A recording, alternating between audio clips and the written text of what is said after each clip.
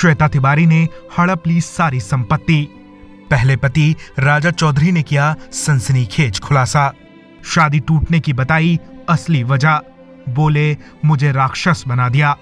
TV की सबसे बड़ी एक्ट्रेस श्वेता तिवारी की जिंदगी हमेशा विवादों से घिरी रही है। साल 1998 में श्वेता ने एक्टर राजा चौधरी संग शादी रचाई थी। श्वेता और राजा हंसी खुशी अपनी जिंदगी बिता रहे थे।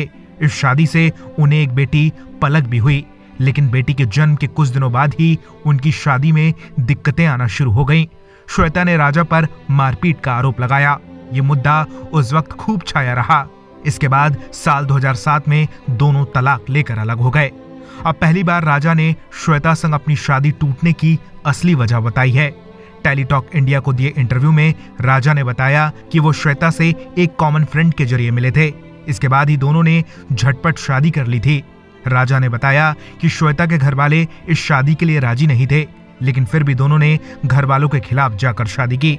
इस इंटरव्यू में राजा ने शादी टूटने की असली वजह भी बताई। उन्होंने कहा, श्वेता कसौटी जिंदगी शो कर रही थी। वो लीड एक्ट्रेस थी।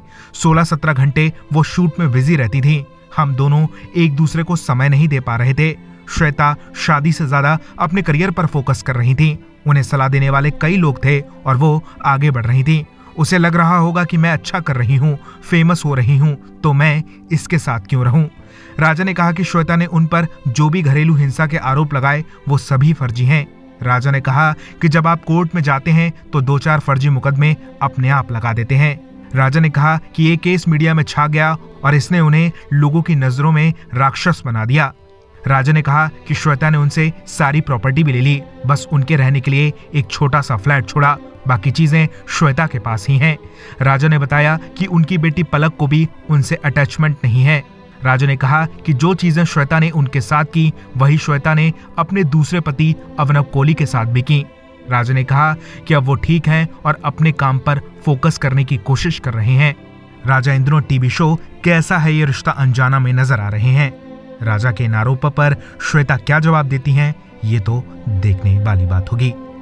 ब्यूरो रिपोर्ट, बॉलीवुड पे चर्चा।